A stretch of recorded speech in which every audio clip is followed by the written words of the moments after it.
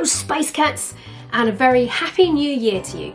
2021 has just started and many of us are thinking about new projects that we can get off the ground this year. If you've got some creative writing or something arty up your sleeve, you may be wondering where to start.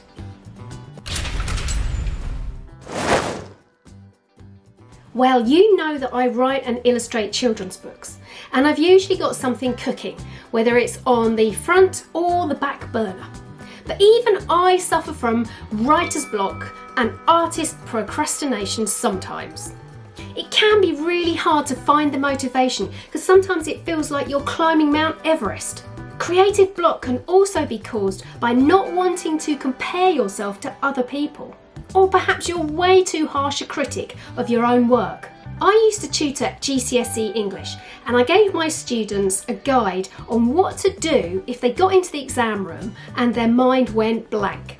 So I'm going to use a few of those tips and also a few others that I've picked up along the way to give you the motivation to start that project. There is nothing worse for creativity than staring at a blank page. While discussing artist block with my uncle, who was a full-time artist, he said he had a cure for this and it was called make a bloody mark on the paper. This trick works for both artists and writers. Write something. Draw something. If you literally can't think of what to put down on the paper, then copy something of somebody else's, just to get you started. If you are writing something and you have the plot in mind, you might find that writing the start is actually giving you writer's block. So, don't write the start, write the end. It might sound like a mad idea, but it's actually something that people use as an exercise in lots of creative writing courses. Once you've written the end and you've got that sorted out, you might find that the beginning comes really easily. But if not, then start where you can, write the middle bit and the end bit, and then come back to the beginning at the very end. Often the task seems really daunting, like trying to climb a massive mountain all in one go. But you don't have to complete your creative task today. Break it down into chunks. Do a bit today and then a bit tomorrow. Just imagine you are totally unfit and you want to take up running. You might decide that on the first day you'll run to the first lamppost down your road, and the next day you'll try and run to the second lamppost. Break down your project into small goals like this. If it's writing, write half a chapter or give yourself a word count to keep to. If it's an art project, then complete the sketching or stretch your paper if you're watercolouring, or just make sure that you've got all of the supplies that you need. If your creative block really feels like a physical thing, then perhaps it needs a physical thing to unblock it. You may need to go for a long, silent walk. If you live near a beach or a woodland, then go and find one of those places where you can get some solitude. Perhaps if you're a runner or a swimmer or you like going to the gym, go and do some exercise because it might loosen up your creative muscles too. You could imagine that this is an actual affliction that you need some medicine for. You have to decide what the medicine is. For me, it would definitely be a long, quiet walk by myself. And whilst you're out on one of these walks, imagine that you meet yourself. Imaginary you will ask real you, how you doing? And real you will say, well, not so good actually, I've got a bit of a problem. And imaginary you would say, tell me all about it. Explain your problem to imaginary you. Now, what you didn't know until this very moment is that imaginary you is very wise and will have the answer to your problem. Now, what does imaginary you say? You might be putting loads of pressure on yourself to get all the lines perfect. If you're writing and you fear that you won't find the perfect word or the perfect phrase, then that can stop you from even starting. But I have really good news for you. It doesn't have to be perfect. Use imperfect words just so that you can get the story down. That is what second edit is all about. Changing those little niggly words that aren't quite right. Don't let this stop you from starting your story. You can use any word or phrase to get the ideas down onto paper. And if you're worried about starting your artistic project in case it looks bad, how will you ever know what it looks like if you don't start it? Put away your fear and get going on it. Nobody in the whole history of human beings doing art ever made anything perfect. Give yourself permission to start and get going on it.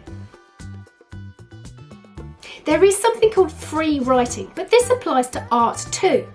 Set yourself a time limit, go somewhere you won't be disturbed, and write or doodle any old stuff. It doesn't have to make sense, you don't have to look at it again.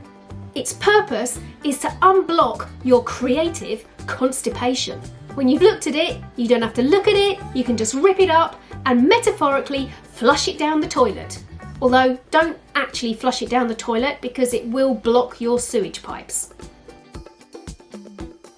Working on your characters is a really good way to get going. If you're writing, make a character sheet for them. What are their likes and dislikes? How old are they? Who are their family members and what do they do? Tell yourself about their character. Are they charming or funny or evil? And if you're working on a piece of art that also has people or characters in it, you can do the same thing for that in a visual way. What do they wear in bed? Who is their best friend? What colour is their hair or their fur? What did they look like as a child? Or, if they are a child, what are they going to look like as an adult? And now onto procrastination. You know what you want to achieve, you don't have that same sort of block, but you keep finding other things to do before you start it. I mean, those socks won't fold themselves, will they? The first thing you need to do is rephrase what you're doing.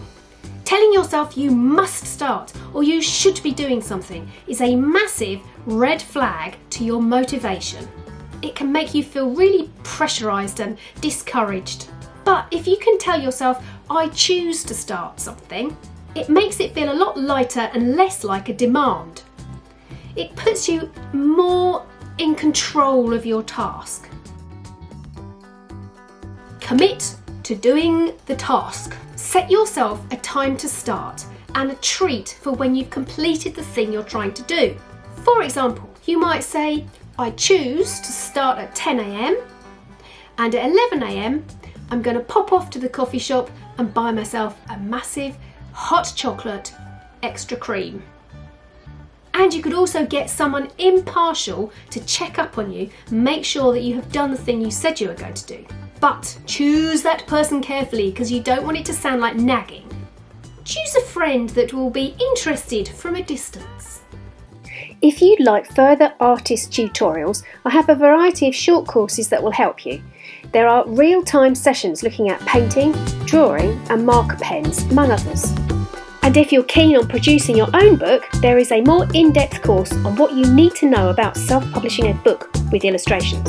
And that covers making key decisions, how to make layouts and dummy books, rhythm and pacing, as well as several tutorials on illustrating your book, and a look at the tech. You can either hop over to my website or join me on Patreon for more information. Go on, give it a go! So there are some ways to help you get over your artistic block or your creative procrastination. If this sort of thing interests you, then make sure you subscribe and ding the bell next to it. Give me a thumbs up while you're down there because I make content like this all the time. Yes, even in my sleep. Next week I will be tucking into episode 5 of making my new picture book. So make sure you join me then. Let's just hope procrastination doesn't set in for me this week. I'm off to milk a cat weasel. I'll see you next time. Nanu nanu.